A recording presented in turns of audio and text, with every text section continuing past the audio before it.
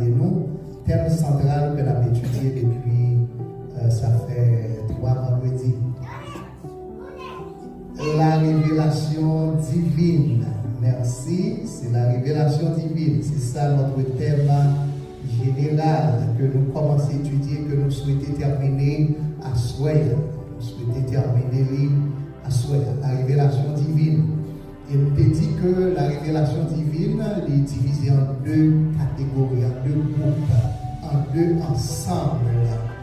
Ce qui laisse capable d'appeler nous 2 catégories qui vient diviser la révélation divine. Oui, ce Merlin a appelé nous. La révélation générale et la révélation spécifique ou la révélation spéciale. Merci.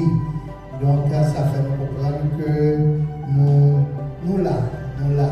Donc, la révélation divine, c'est l'acte par lequel Dieu communique à l'homme les choses et les vérités que l'homme ne pourrait en aucune façon découvrir par lui-même. Eh bien, on te dit que bon Dieu a utilisé 2 catégories de révélation pour le faire nous connaître que l'il existait, pour le faire nous connaître qu'il est lié. C'est la révélation générale et puis la révélation spécifique ou spéciale. Donc, nous avons déjà en détail, en long et en large, c'est quoi la révélation générale. Et depuis vendredi dernier, nous avons commencé à explorer le développement, du moins le processus de la révélation spéciale. On avons dit que la révélation générale, c'est la manière dont Dieu se révèle lui-même à tous les hommes en général, n'est-ce pas? À tous les hommes en général, peu importe la nationalité de la personne, peu importe la couleur de la personne, peu importe le continent dans lequel vit la personne ou a vécu cette personne, peu importe qui laisse que le monde a travaillé, il recevoir d'une manière ou d'une autre la révélation générale de Dieu. Et nous te dit que la révélation générale de Dieu se donne de 2 manières, se communique de 2 manières. Tout d'abord au travers de la nature et deuxièmement au travers de la conscience.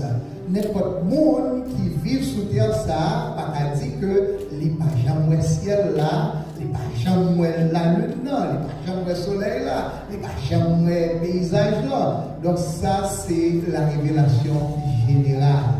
Aussi Dieu se révèle au travers de notre conscience. Tout le monde gagne la conscience de l'existence de Dieu qui est inscrit dans le cœur, qui est écrit dans le cœur. Même les païens, ils ont gagné la notion, l'idée de l'existence de Dieu. Nous avons ça en long et en large déjà. Nous avons dit que la révélation générale révélait l'existence de Dieu, la présence de Dieu, Dieu comme créateur, comme concepteur de l'univers, mais la révélation générale dit un petit problème. Le problème que le gagnant, c'est que l'il pas dit nous, c'est quoi le chemin du salut. C'est comment pour nous gagner la vie qui ne va jamais finir. C'est comment pour nous rentrer en contact avec ce Dieu qui a créé les cieux et la terre. Jésus-Christ dit ça dans Jean 14, verset 6, il dit « Je suis le chemin, la vérité et la vie. Nul ne vient au Père que par moi. » C'est-à-dire le chemin qui mène au Père, à ce créateur, à ce concepteur, à celui qui est la cause de toutes choses, visibles comme invisibles, est Jésus-Christ. La révélation générale intime qui laisse chemin. Il va expliquer nous le plan du salut.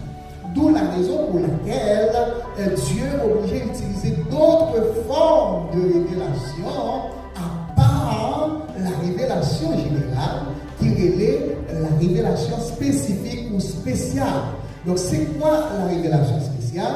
C'est la manière dont Dieu se révèle lui-même à des personnes spécifiques, dans des moments spécifiques, pour des raisons spécifiques. Nous avons commencé, vendredi dernier, quels sont les moyens dont Dieu utilise pour révéler tête à des personnes en particulier. Nous avons tout d'abord les théophanies. Donc, le premier moyen de la révélation apparition spéciale, ce sont les théophanies. Les théophanies. Ce qu'il est capable de dire, c'est que ça veut dire une théophanie. Oui, cher Mélanie. Merci. C'est l'apparition de Dieu sous une forme visible ou physique.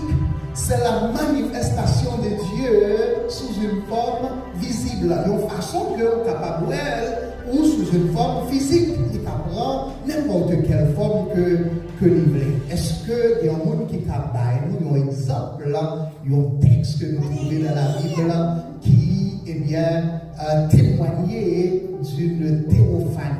On l'a que bon Dieu te prend une forme visible ou une forme physique dans la Bible. Oui, merci. Genèse 18, versets 1 à 3. C'est qui ça que la Bible expliquait dans le texte un peu de mots. Oui.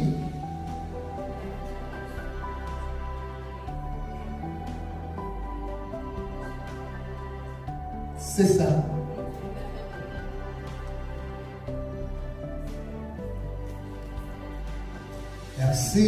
Merci, cher Rose. C'est exactement ça. Pendant que Abraham chita devant Carré, prend un petit fraîcheur, il était fait chaud, et puis Abraham levait les yeux comme ça, il voit trois garçons, trois messieurs qui campaient devant. Abraham, tout de suite, il comprend que c'était une visite de l'Éternel, de Dieu. Ça fait qu'Abraham va courir, il pas courir, il pas fuir de monsieur, mais il courir, il approcher vers eux pour le prosterner, pour l'adorer et inviter à rentrer la caille. Donc, il y a une façon que mon Dieu, l'un des moyens de la révélation spéciale, ce sont les théophanies. C'est qui deuxième façon que mon Dieu lui témoignait présence et puissance dans un lieu, dans un cas, dans une situation, dans une circonstance bien déterminée, à part des théophanies.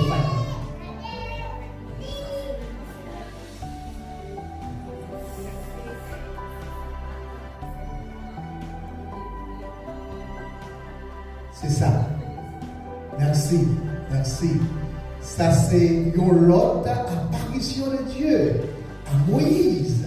Donc, pendant que Moïse l'a fait perdre le troupeau de son beau-père, Jéthro, et puis Moïse, il voit les yeux, il regarde, il voit un tout bois, un tout arbre, ce qu'on appelle un buisson, et puis qui apprend du feu, ce qu'on appelle, il voit une flamme du feu dans tout bois, ce qu'on appelle pas brûler. Et ça a attiré l'attention de Moïse. Puis Moïse retournait pour le garder. Il a avancé pour voir qui s'est passé dans tout le bois là. Il entendait une voix qui parlait avec lui du milieu du buisson. Qui dit Moïse, n'approche pas. Ne t'approche pas d'ici. Car le lieu où tu te tiens est une terre sainte. Enlève tes souliers, car le lieu où tu te tiens est une terre sainte. Ça, c'est une autre manifestation visible ou visible de Dieu. L'autre moyen de la révélation spéciale que nous dévoilons, ce sont les miracles. À travers les miracles, Dieu témoigne sa présence ou sa puissance dans un lieu, dans une situation, dans un contexte quelconque. Les miracles, ce sont, nous définissons les miracles comme des œuvres extraordinaires de Dieu en ce qu'elles démontrent sa puissance divine et surnaturelle, ce qui produit la foi ou l'étonnement. Voilà. Troisième moyen que nous dévoilons de la révélation spéciale, c'est la communication directe. La communication directe.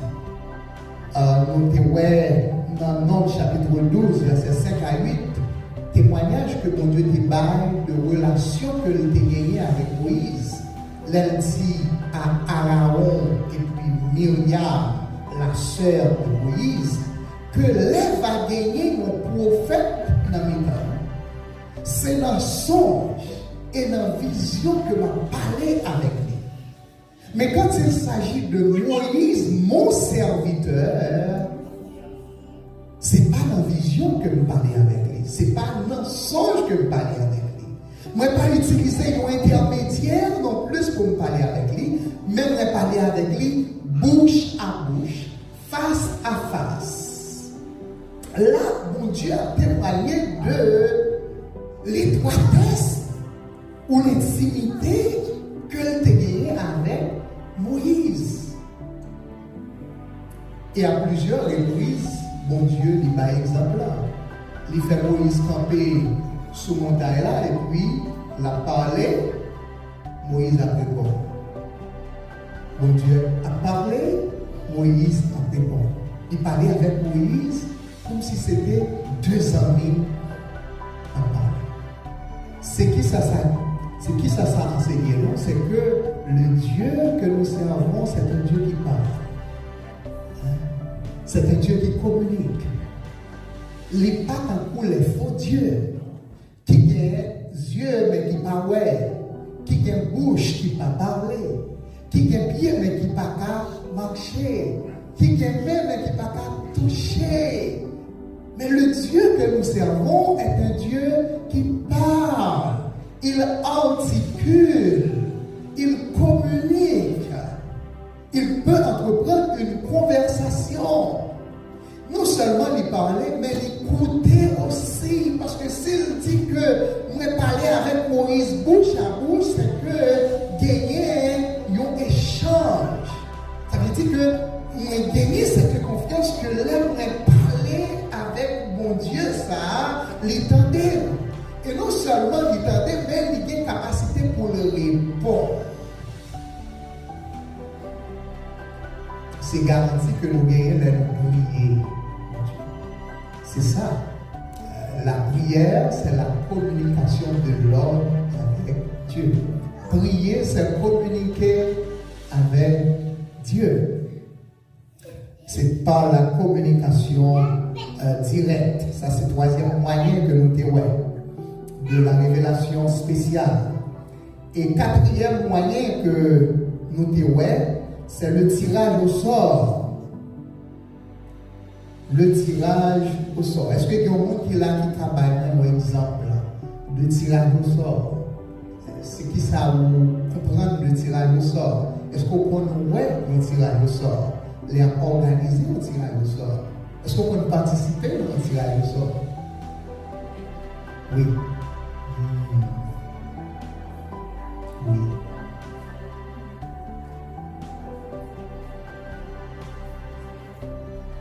C'est ça.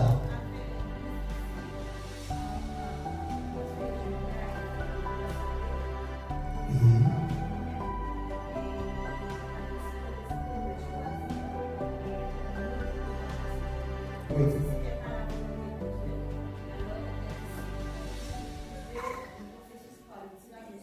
C'est ça. Oui, c'est ça. Merci. Merci.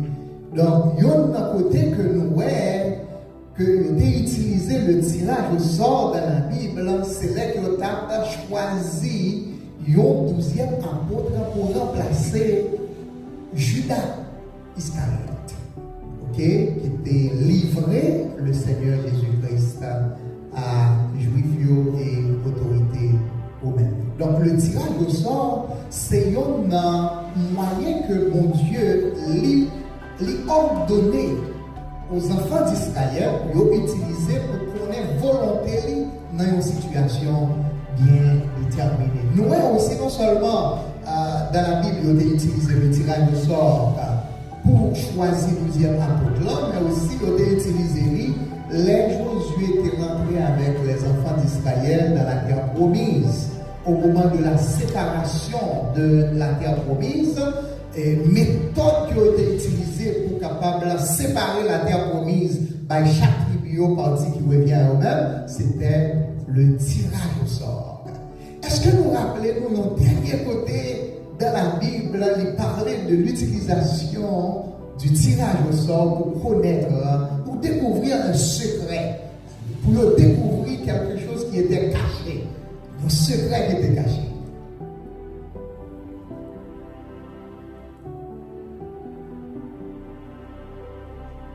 Est-ce que nous rappelons, nous leur gagné une menace sur un groupe de monde qui était dans un bateau, qui était sous l'histoire de Jonas. C'est ça, l'histoire de Jonas. Pendant que mon Dieu voyait Jonas, qui côté mon Dieu voyait Jonas? À Ninive, pour la prêcher la repentance et annoncer le jugement de Dieu qui allait venir sur le peuple de Ninive. Et puis Jonas, qui était un extrémiste, un Israélite extrémiste qui m'a révélé étant parler d'aucune autre nation qu'on ait rien de l'autre monde que les Juifs, il dit dans le cœur que je parle à Ninive. Au lieu que d'y aller à Ninive, il prend l'autre route. Bon Dieu dit, pas de problème, n'a pas à Ninive. D'après à Ninive. Et il y a des attaques. Il prend un bateau pour lui faire l'autre route. Et tant en chemin, sur la mer, bon Dieu voyait, on tempête pour arrêter le bateau. Et arrêter le bateau, puis tempête tellement forte que l'eau commençait à rentrer dans le bateau. Les gens qui sont responsables du bateau, ils ont ouvert comment l'eau a rentrer dans le bateau. Et puis, il a invité chaque monde qui n'a pas quoi, chaque passager, pour relayer Dieu, invoquer Dieu, pour voir qui ça a fait pour eux. Dans le moment ça, qui ça a fait? L'abdomen. Parce qu'il y a une rébellion. Il y a un sommeil spirituel qui est tombé sur Jonas. Et ça te paraît bizarre? Pour les gens qui conduisent le bateau, pour les gens qui n'ont pas de bateau, je dis, mais comment se fait-il qu'il y a une si forte tempête qui menaçait, quand elle vient nous menacer, lui pour Jonas, il y a courage pour l'abdomen, il y a quelque chose qui ne marche pas, il y a quelque chose qui ne va pas. Il a réveillé Jonas, il dit, monsieur, c'est qu'il est curieux, côté au senti. Parce que ça paraît bizarre pour nous, pour que il y a aussi grande tempête dehors comme ça. Voilà que l'eau même commençait à rentrer dans le bateau et puis nous-mêmes abdomen. Et puis on dit, on nous fait un tirage. On sort. Pour nous voir c'est qui est-ce qui a tiré malheur ça. Et c'est qui est-ce qui sort la tête de lui. C'est donc c'était un autre moyen que qu'on utilisait pour connaître la volonté de Dieu, pour consulter Dieu. Donc nous croyons que c'est là que nous sommes arrivés vendredi dernier. Il y a aussi un moyen de la révélation spéciale, c'est l'Urim et le Thummim. L'Urim et le Thummim. L'Urim, c'est ma plénie pour nous. C'est U-R-I-M. L'Urim. Et puis le Thummim. T-H-U-2-M-I-M. L'Urim et le Thummim, c'est un instrument, ou c'est des instruments, c'est un moyen qui est moins connu parmi les moyens de révélation divine. C'est un moyen qui est moins connu parmi les différents moyens, les différents canaux que Dieu a utilisés pour révéler volonté. Ça fait que nous dit que c'est un moyen qui est moins connu, qui est moins populaire, c'est parce que la Bible parle un pile de détails sur la nature de ce moyen. Oui, chérie.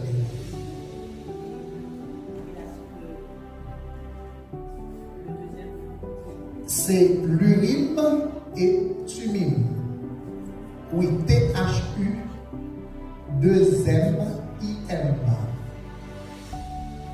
L'Urim et le Thummim. Donc, le fait que la Bible pas baille en pile détails sur l'instrument ça, sur le moyen de révélation ça fait que il y a plusieurs idées, il y a des divergences d'idées ou d'opinions sur la nature moyen ça. Puis on connaît c'est qui ça qui Urim ou encore qui ça qui était Urim et Thummim. Les nous consulter plusieurs historiens juifs, parmi lesquels Flavius Joseph, qui c'est un grand historien juif. Selon lui-même, l'Urim et le Thummim, ce sont les 12 pierres qui plaçaient sur le pectoral du grand prêtre ou encore du souverain sacrificateur de l'ancien Israël. M'a expliqué, c'est que le grand prêtre ou le souverain sacrificateur de l'ancien Israël, de l'Israël biblique, pas Israël qu'il a en l'Israël ethnique, mais l'Israël biblique, le grand prêtre était supposé de porter un vêtement spécial. Surtout l'État officialisé certaines cérémonies, certains rituels. Et vêtement ça, il était dit, c'est qu'il y a plusieurs pièces là-dedans. Il n'a pas été fait d'une seule pièce, mais il était fait de plusieurs pièces. Et une autre pièce, c'était le pectoral. Le pectoral, c'était une pièce qui était allée là en avant, sous poitrine, souverain sacrificateur là. Et sous lui, il y avait 12 pierres précieuses qui symbolisaient les 12 tribus d'Israël.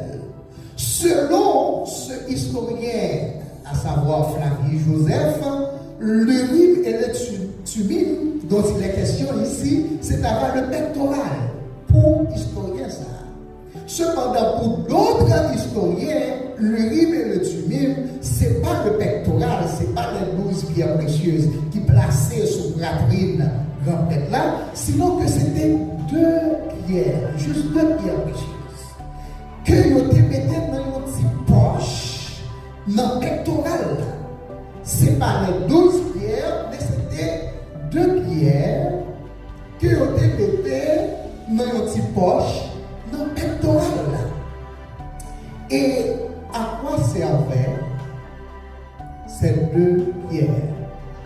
Selon les historiens, encore, parce que la Bible n'a pas des détails sur ça, selon les historiens, c'est que le peuple d'Israël, le roi d'Israël, est capable de consulter l'Éternel à travers souverain sacrificateur là, pendant que le souverain sacrificateur là, l'a utilisé 2 pierres ça. C'est comment que le démon consulter l'Éternel à travers 2 pierres ça.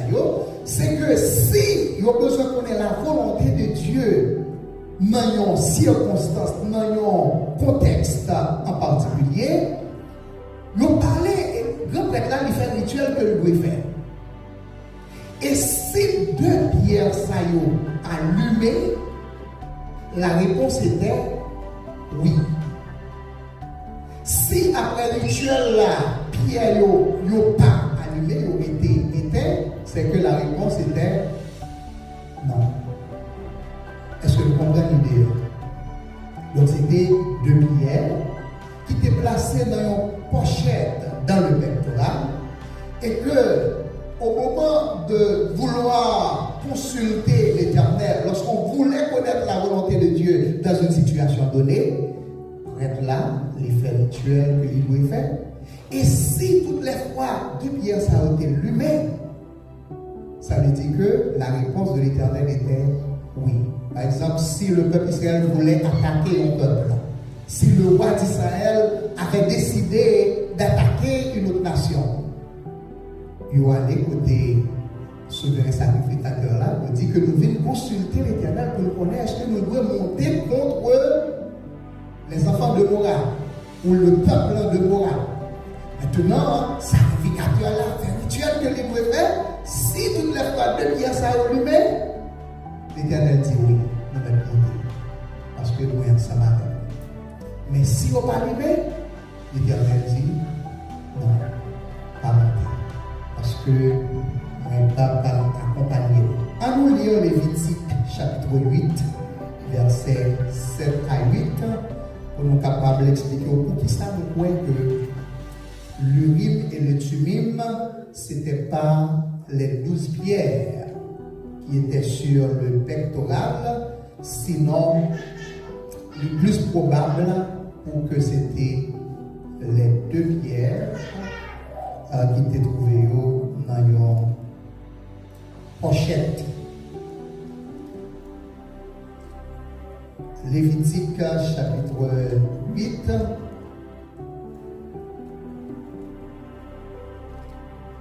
Versets 7 à 8. Si on nous trouve nous, capable de lire pour nous, parce que moi, j'ai une version différente de parole. Il mit d'abord la tribu, les sémilles de la ceinture et les revêtus de la robe, et le plaça sur l'éphod. Il sera avec la ceinture de l'éphod. Il mit les pectorales et les flanilles aux pectorales, les lignes et les lignes. Voilà. Donc, il dit là, dans la version parléenne, merci, Sœur O, elle dit, il plaça sur lui le pectoral, tout d'abord, il plaçait sur lui le pectoral, il n'a pas fini là, et mit dedans l'Urim et le Thummim. C'est-à-dire que l'Urim et le Thummim étaient différents du pectoral. Vous voyez? Donc c'est ça qui fait que nous voyons qu'au lieu des 12 pierres, encore du pectoral, l'Urim et le Thummim, probablement c'était 2 petites pierres qui étaient placées dans une pochette au-dedans du pectoral. Donc ça c'est le 5e moyen de révélation générale, façon que le peuple a consulté la volonté de Dieu, façon que mon Dieu dit qu'on a révélé volonté dans une situation bien déterminée. C'est bien malheureux que nous n'ayons pas une projection parce que moi j'ai une image que moi j'étais dans la projection dans la diapositive qui t'a permis que nous comprenions ça mieux. Peut-être qu'une prochaine fois nous va permettre que vous lire. L'autre moyen de la révélation spéciale, ce sont les songes et les visions. L'autre façon que mon Dieu utilisait, l'autre moyen que utilisait pour parler avec les hommes, pour le rentrer en contact avec les hommes, pour le révéler aux hommes, pour le révéler volonté aux hommes, ce sont les songes et les visions. Les songes et les visions. C'est ça. On nous lire dans Genèse 20. Genèse chapitre 20, verset 3. Alors Dieu apparut en songe à Abimelech pendant la nuit et lui dit, voici, tu vas mourir à cause de la femme que tu as enlevée, car elle a un mari. Ça, c'était une façon que mon Dieu t'a utilisé, c'est un moyen que il t'a utilisé pour le révéler volonté, pour le parler aux hommes, les songes. On nous lit aussi Genèse 37, verset 5. Genèse 37, verset 5 à 9, à 9, jusqu'à 9, Joseph eut un songe et il le raconta à ses frères qui le haïrent encore davantage. Et donc, les songes, c'est un moyen que mon Dieu utilisé pour communiquer avec les hommes, pour le révéler peut-être aux hommes, pour le révéler volonté aux hommes. On nous lire aussi dans Daniel, chapitre 2, verset 19. Daniel 2. Daniel, chapitre 2, le verset 19.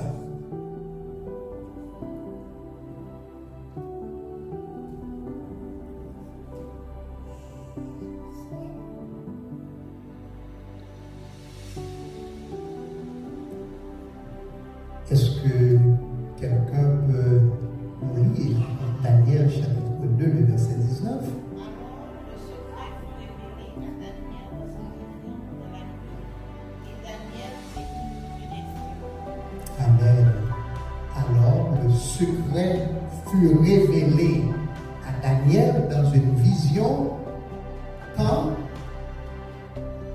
Pendant la nuit. Il y a une question que je vais anticiper, c'est quelle serait la différence entre un songe et une vision. Alors,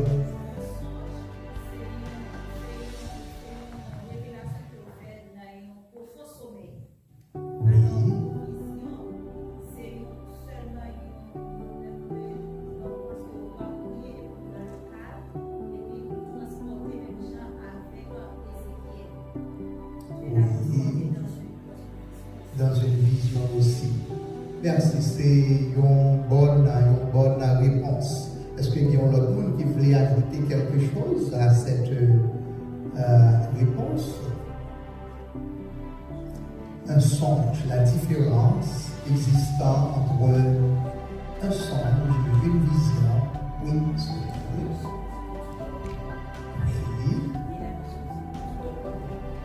c'est ça. C'est ça. Oui. Merci pour plus de précision là-dessus. C'est ça. Un songe, c'est recevoir un songe pendant que vous dormez. Vous tombez dans un profond sommeil, vous endormez. Vous recevoir, vous ça, un songe. Le songe, c'est synonyme du rêve. Que vous dites songe, que vous dites rêve, c'est la même chose. Okay? Cependant, une vision, vous êtes capable de faire pendant que vous dormez ou pendant que vous éveillez. Okay? Pendant que vous réveillez, vous pouvez recevoir une vision. Pendant que vous faites une sieste, vous pouvez recevoir une vision. Et l'autre petite différence qui sépare, qui est entre eux, selon plusieurs recherches que nous faisons, c'est que songe-là les révéler des choses passées et des choses présentes. Des choses passées et des choses présentes. Tandis que vision, les projeter vers le futur, soit le présent ou le futur. Donc c'est plus ou moins une différence qui est entre un songe et puis une vision. Donc quand on parlait de révélation, c'est une autre chose. La révélation, c'est ce que nous sommes en train d'étudier. Révélation, parfois on dit que hier soir, nous recevons une révélation. Et nous faisons une révélation. Ou encore nous joignons une révélation. Non. La révélation de Dieu, c'est autre chose. C'est Dieu qui se révèle à l'homme. Donc c'est différent de songe, c'est différent d'un rêve, c'est différent d'une vision. Donc je voulais vous dire, parfois, il y a des gens qui disent que, après d'avoir lire Jean 3, verset 16, mon Dieu m'a donné une nouvelle révélation.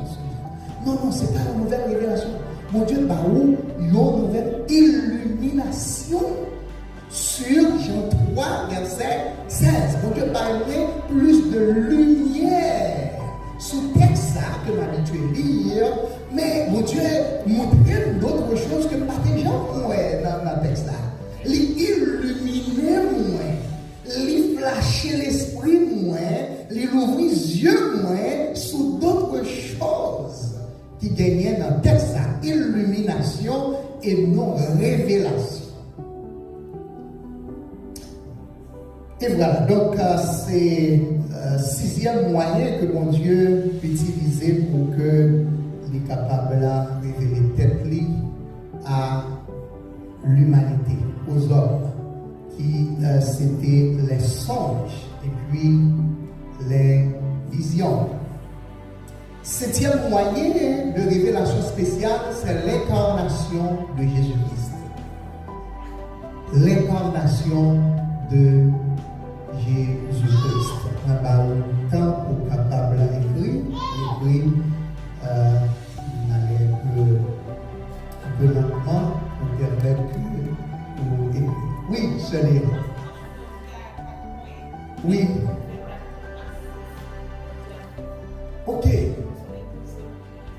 Ok, bon.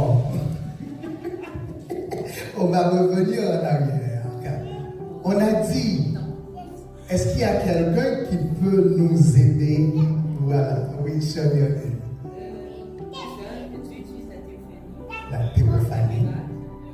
La communication directe. Le tirage au sort. Le tirage au sort. L'urine et le tubule. Les songes et les visions. L'incarnation de Jésus-Christ. Je vous en prie. L'incarnation de Jésus-Christ fut un moyen très particulier de révélation spéciale. L'incarnation de Jésus-Christ. Quant à l'incarnation de Jésus-Christ, c'est la révélation spéciale la plus fiable, la plus spéciale parmi tous les autres moyens de révélation que Dieu a utilisé pour se faire connaître aux hommes, pour se révéler aux hommes. Le Seigneur Jésus, parce que Jésus est l'expression physique de Dieu. Jésus est l'expression visible de Dieu. C'est la manifestation visible de Dieu. Et nous allons voir ça dans quelques textes. On lire tout d'abord Hébreux chapitre 1er, s'il vous plaît, verset 1er et 2. Nous allons lire le texte ça dans les études antérieures, même carrément, nous lire à nouveau pour que nous mettons en contexte. Hébreux chapitre 1er, verset 1er et 2.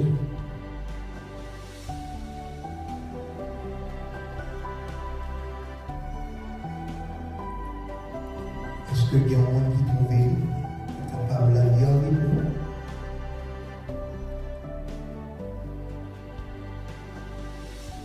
Après avoir autrefois, à plusieurs reprises et de plusieurs manières, parlé à nos pères par les prophètes, Dieu, dans ces derniers temps, nous a parlé par le Fils.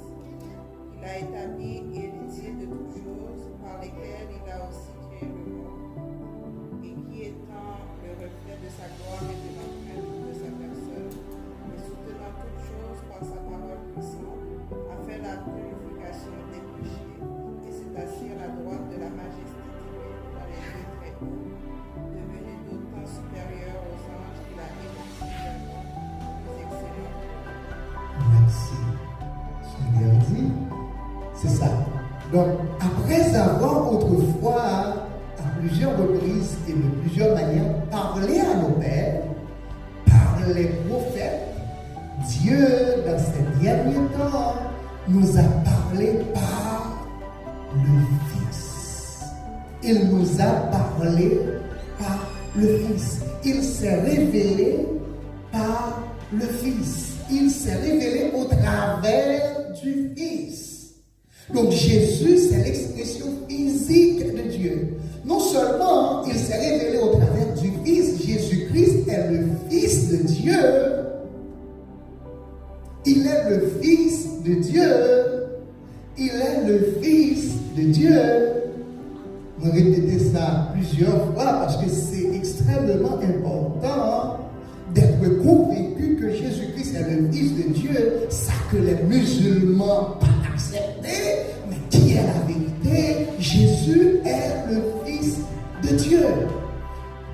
Mais Jésus pas seulement le Fils de Dieu, mais Jésus est Dieu. Il est Dieu venu dans la chair. Il s'est manifesté dans la chair. Ma belle vidéo, lire avec moi dans Matthieu 11, verset 27. Matthieu chapitre 11, verset 27. Là, la parole de Dieu nous dit, c'est Jésus qui parle. Toutes choses m'ont été données par mon Père.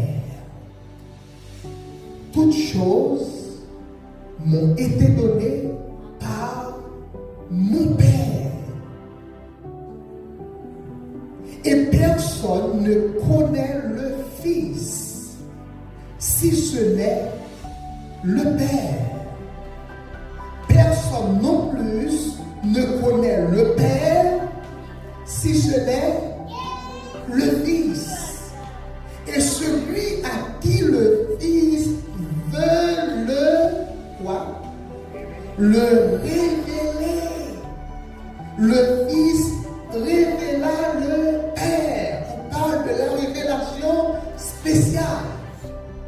L'un des moyens par lequel Dieu s'est révélé à l'humanité, c'est par le Fils. Et Jésus se considère, se présente comme étant le Fils de Dieu. Et Dieu est son Père. Personne ne connaît le Fils, si ce n'est le Père. Monde qui vraiment connaît petit là, c'est papa. C'est ça qui fait que les petites là vini, les Juifs, le peuple d'Israël qui attendait si longtemps l'arrivée du Messie, le Fils est venu, le Messie est venu, mais ils n'ont pas pu l'identifier. Ils n'ont pas identifié. Parce que seul monde qui a identifié petit là, c'est le monde que papa a révélé l'identité petit là. Et il en est de même pour le Père. Jésus-Christ dit, personne non plus ne connaît le Père si ce n'est le Fils. Personne n'est pas capable de connaître papa si ce n'est pas petit là qui révélait ou papa, qui parlait ou de papa, qui expliquait ou ce qu'il est que papa est. Okay? Donc, c'est ça. On nous lire maintenant dans Jean chapitre 1er, verset 14, et ensuite le verset 18. Jean chapitre 1er, verset 14, et ensuite verset 18. Dans le verset 14, il est dit, et la parole a été faite chair, et elle a habité parmi nous, pleine de grâce et de vérité. Et nous avons contemplé sa gloire, une gloire comme la gloire du Fils unique venu du Père. Une gloire comme la gloire du Fils unique venu du Père. Là, Jean, l'apôtre Jean, a témoigné que Jésus-Christ est réellement le Fils de Dieu. Celui qui est venu pour révéler le Père. Et dans le verset 18, on nous dit ça, il dit dans le verset 18 là. Il dit, personne n'a jamais vu Dieu. Dieu le Fils unique qui est dans le sein du Père et est celui qui l'a fait connaître. Personne, par exemple, il y a quelqu'un qui jamais vu mon Dieu. Si on me dit que je dis, ouais, mon Dieu, physiquement, personne n'a rien. Seul monde qui voit mon Dieu, c'est petit. Et c'est lui-même qui révèle nature mon Dieu. Peut-être qu'il est en train de dire, Moïse, t'es ouais mon Dieu. Moïse, pas toi mon Dieu. Moïse, t'es ouais le reflet de la présence de Dieu. Moïse, t'es ouais une représentation de Dieu. Mais Moïse, ouais mon Dieu. Moïse, t'es en vie, ouais mon Dieu. Mais mon Dieu dit Moïse que il n'est pas possible, Moïse. Parce que le monde n'est pas capable, ouais mon Dieu, ouais pour le rester vivant, la mourir. Moïse était ouais, le reflet de Dieu. Et Jean lui confirmait ça que personne n'a jamais ouais mon Dieu. C'est seulement petit là qui, eh bien, ouais, papa, qui connaît papa et qui est capable de parler de papa, qui a révélé papa. Maintenant, on nous lit dans Jean 14. Jean 14. Jean 14, d'après quelqu'un lire pour nous Jean 14 du verset 1er au verset 9.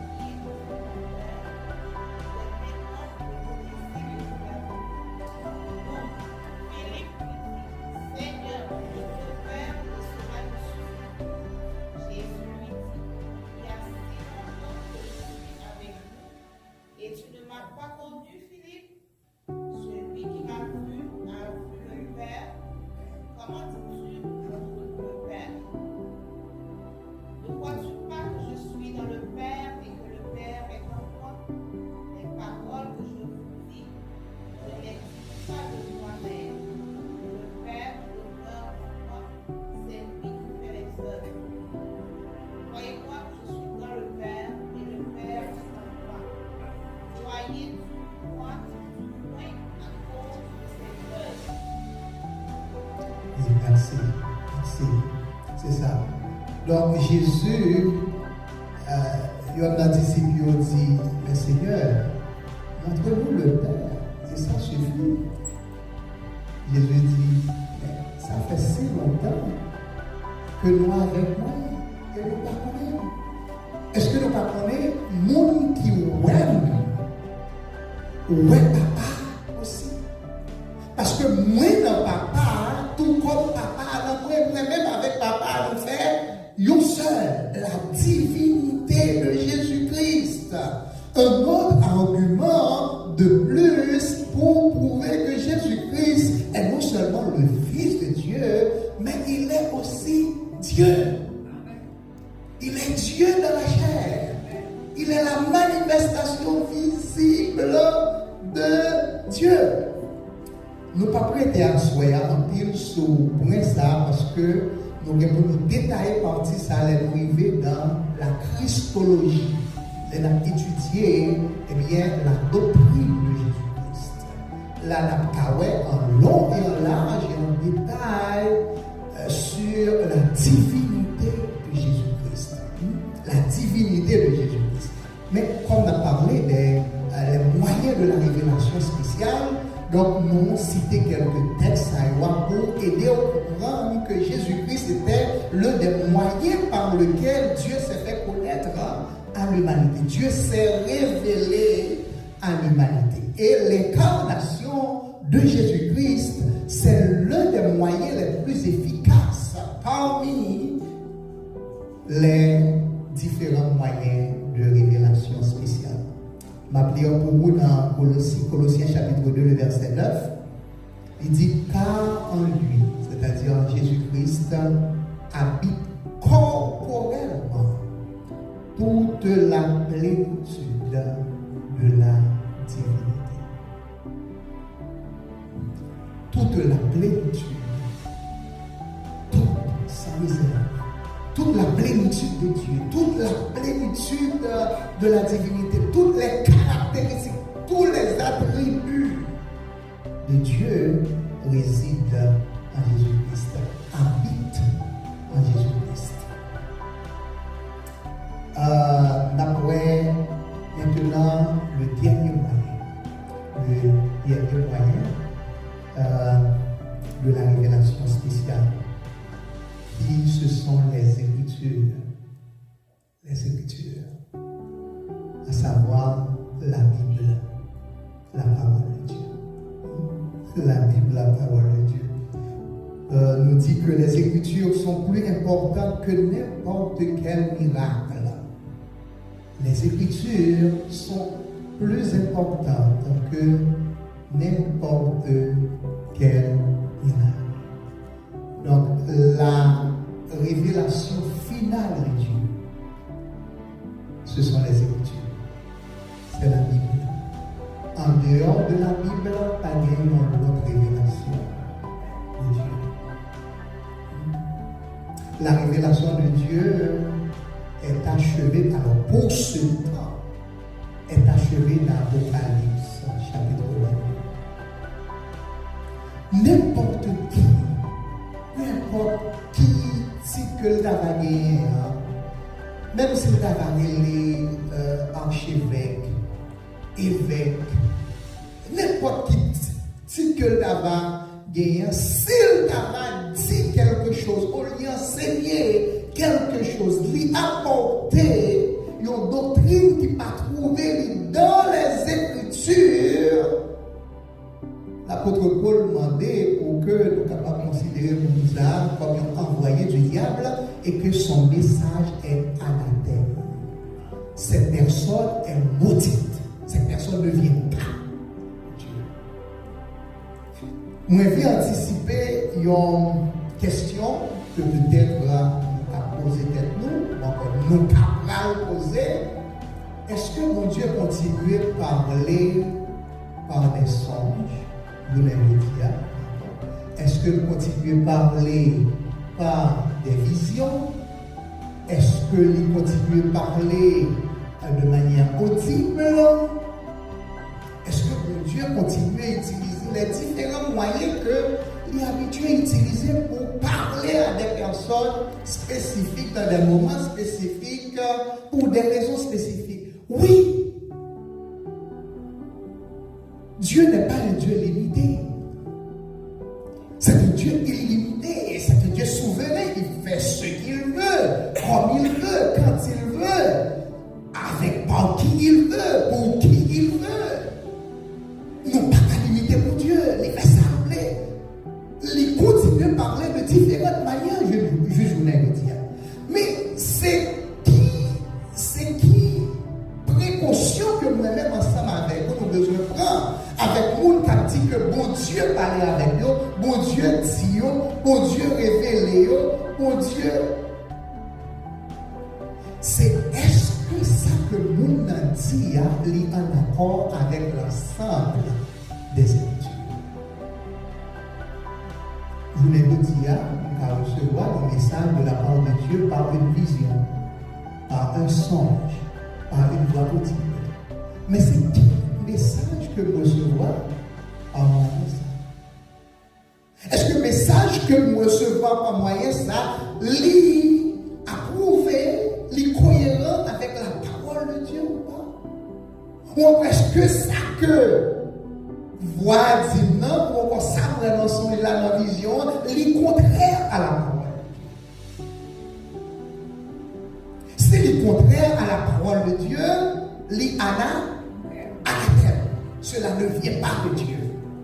Vous n'avez pas dit à il faut un pile esprit impur qui a trompé un pile monde dehors. En Haïti, ça fait rage. Le monde qui a recevoir des révélations, mais qui ça, bon Dieu dit, et qui ça, bon Dieu révélé, bon Dieu parlé avec moi. Nous parlons de type de monde en Haïti, des prophétesses qui disent qu'il y a le président en Haïti. Ça qui règne, qui prend le règne. C'est n'importe quoi. Le nom de Jésus, c'est pas Jésus. Parce que mon Dieu révélé que le nom de Jésus, c'est Yeshua. Là on dit Jésus, mon Dieu pas attendé, Jésus pas attendé, on prie, on pas exaucer. C'est n'importe quoi. Si on pas adorer tel jour, ou pas dans la vérité, c'est plein de prophètes dehors nous veut dire.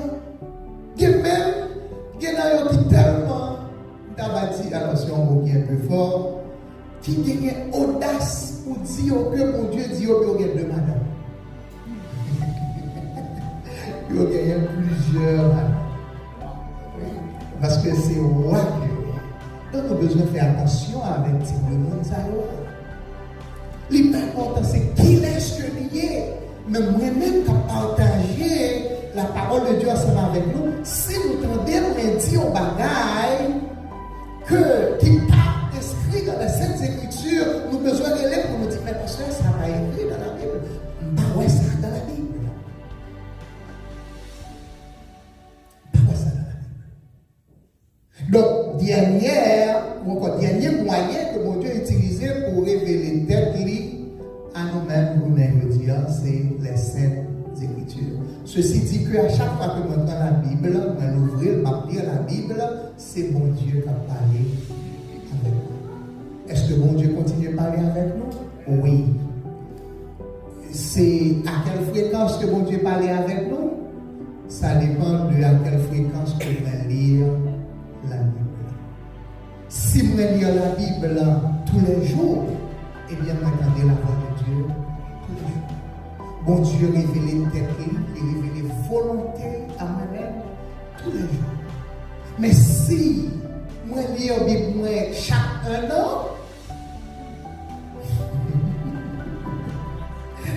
donnez la voix de Dieu qui parlait avec moi, oui, annuellement. Pas même hebdomadaire, mais annuellement. C'est qui dernière fois entendez, qui dernière fois mon Dieu parlait avec vous? Ok. Ah, l'année dernière, depuis l'année dernière. Donc, journée aujourd'hui, nous bénissons. Nous bénissons. Bénédiction que nous gagnons, c'est le fait que nous sommes capables d'écouter la voix de Dieu à chaque minute, à chaque seconde. Chaque fois que nous prenons la Bible, la parole de Dieu, nous lisons, mon Dieu parle avec eux. C'est ça qui fait que l'Éternel dit à Josué que ce livre de la loi ne s'éloigne point de ta bouche. Médite-le jour et nuit pour agir fidèlement selon tout ce qui est écrit. Car c'est alors que tu auras du succès dans tes entreprises. C'est alors que tu réussiras. Nous allons faire une brève révision avant que nous passions dans la question. Le thème que nous avons étudié, c'est la révélation divine, que nous te disons que c'est façon que mon Dieu lui communiquer à l'homme les vérités, les choses que l'homme n'est pas capable de découvrir par lui-même. Nous te disons ça dans la première étude là. Dieu est esprit, pas de façon pour identifier un esprit, pas de façon pour étudier un esprit, ou pas qu'à ouais un esprit. Un esprit pas de couleur, un esprit pas de chair, il pas de os. Un esprit était un esprit. La parole de Dieu lui dit dans Jean 4, verset 24, Dieu est esprit, il faut que ceux qui l'adorent en esprit et en vérité. Et puisque Dieu est un esprit, nous parlons de Dieu, il est nécessaire pour que mon Dieu fait connaître qu'il existait. Il utilisait tout d'abord la nature pour attirer l'attention, pour réveiller nous, pour donner nous l'opportunité, la possibilité de rechercher Dieu. Les yeux regardent moi ciel là, ça dit qu'il y a quelqu'un qui a créé le ciel.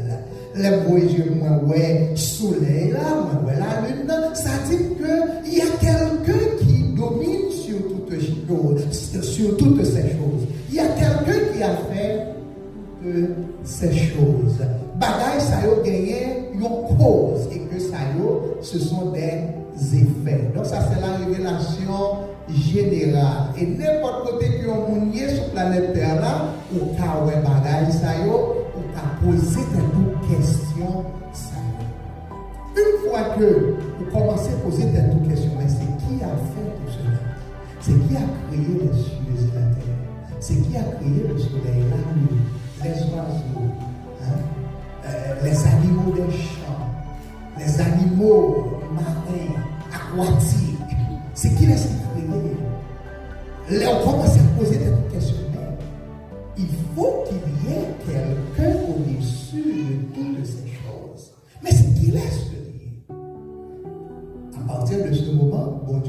utiliser une façon ou l'autre pour recevoir cette révélation spéciale. Pour connaître qui est ce que mon Dieu est. Pour connaître comment pour approcher de Dieu ça. Pour connaître comment pour entrer en contact avec Dieu ça. Pour connaître comment pour servir Dieu cela. Et nous voyons que bon Dieu utilisait différents instruments, différents moyens pour lui nous des révélations spéciales. Est-ce que nous sommes capables de mentionner le premier moyen? Non. Le premier moyen de la révélation spéciale?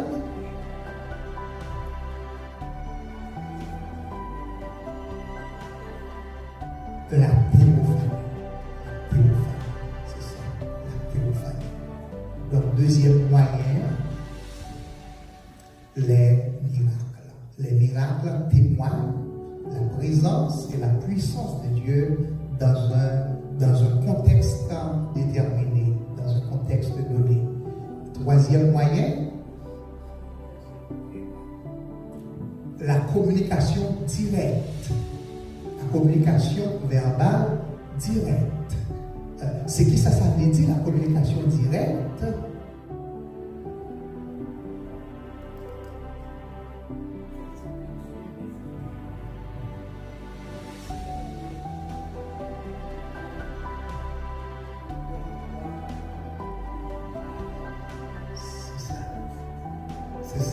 C'est ça. Dieu, il est capable de nous parler directement, comme une personne. Il est vrai qu'il est un esprit, mais il a des attributs personnels, des caractéristiques d'une personne. Il peut parler.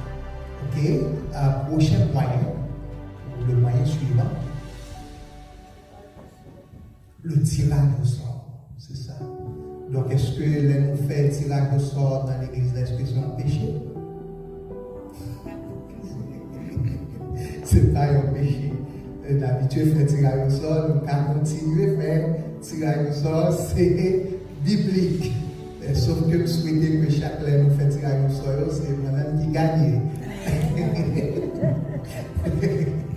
Le tirage au sort. C'est ça. C'est moyen suivant, le rime et le turim. Il y a une traduction qui dit l'urim et le turim. Voilà, le rime et le turim. C'est qui ça qui est le rime et le turim?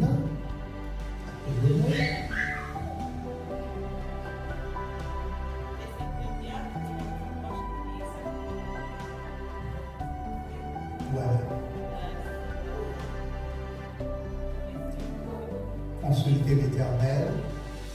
D'accord.